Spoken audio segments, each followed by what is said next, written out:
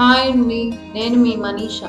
Welcome to touch to get recipe. ఈరోజు చూపించబోయే recipe బెల్లం పొంగల్. బెల్లం పొంగల్ని ఎక్కువగా మనం దేవునికి ప్రసాదంగా పెడుతూ ఉంటాం. బెల్లం పొంగల్ని టేస్టీగా ఎలా తయారు చేసుకోవాలో చూపించబోతున్నాను.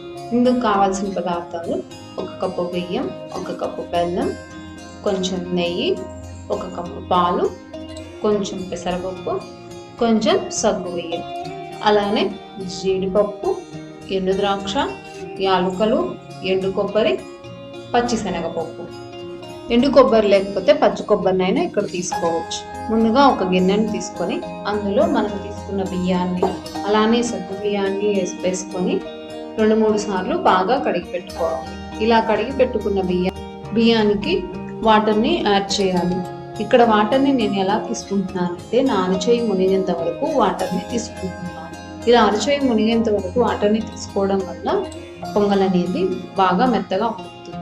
ఇలా లేకపోతే మనం తీసుకున్న బియ్యం కప్పు నుంచి 6 కప్పులు వాటర్ని యాడ్ చేసుకోవాలి. ఇప్పుడు మనం తీసుకున్న పాలలో నుంచి సగం పైగా పాలను యాడ్ చేసుకున్నాను.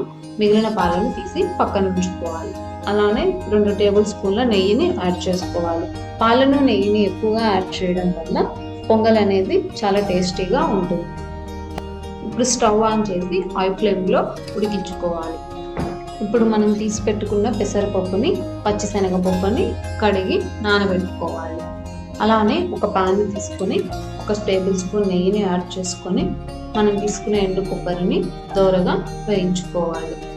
అలానే ఎండు ద్రాక్ష, జీడిపప్పులని కూడా దోరగా వేయించుకోవాలి. ఇలా వేయించుకున్న తర్వాత వీటన్నిటిని ఒక బౌల్లో తీసి పెట్టుకోవాలి. ఇప్పుడు మూత తీసి ఒకసారి బాగా కలిపెట్టుకోవాలి.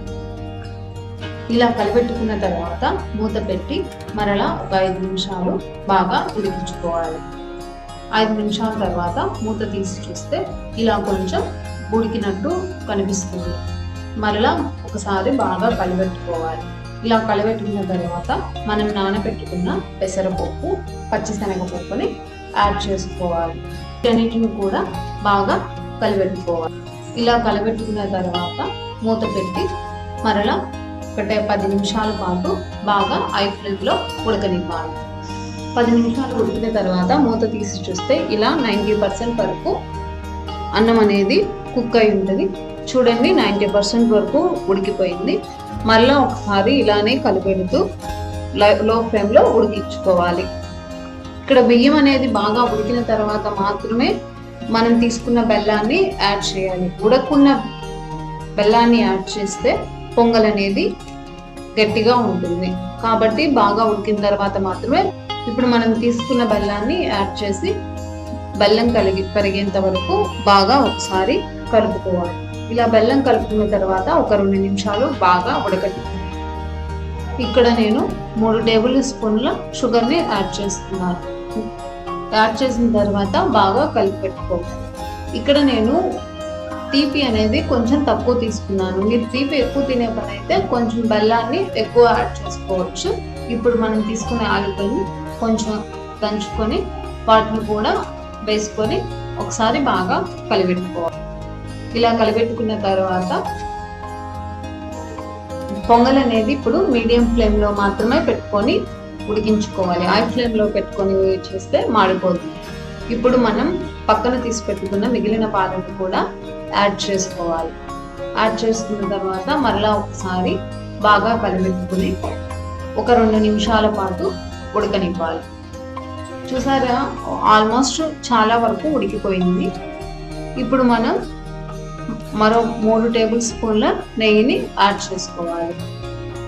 ఇలా నెయ్యిని ఎక్కువ యాడ్ చేయడం వల్ల పొంగల్ అనేది టేస్టీగా, స్మెల్ కూడా బాగా ఉంటుంది. నెయ్యిని యాడ్ చేసిన తర్వాత మరలా ఒకసారి బాగా కలుపుకోవాలి. ఇలా కలుపుకున్న తర్వాత చివరిగా మనం వేయించి పెట్టుకున్న ఎండు ద్రాక్ష, ఎండు కొబ్బరిని యాడ్ చేసుకోవాలి. ఇప్పుడు ఎంతో టేస్టీగా ఉన్న పొంగలి రెడీ అయిపోయింది. ఫ్రెండ్స్, మీరు కూడా ట్రై చేసి ఎలా ఉందో నాకు చెప్పండి. నా ఛానల్ మీకు కానీ నచ్చినట్లయితే లైక్ చేయండి, షేర్ చేయండి, సబ్స్క్రైబ్ చేయండి.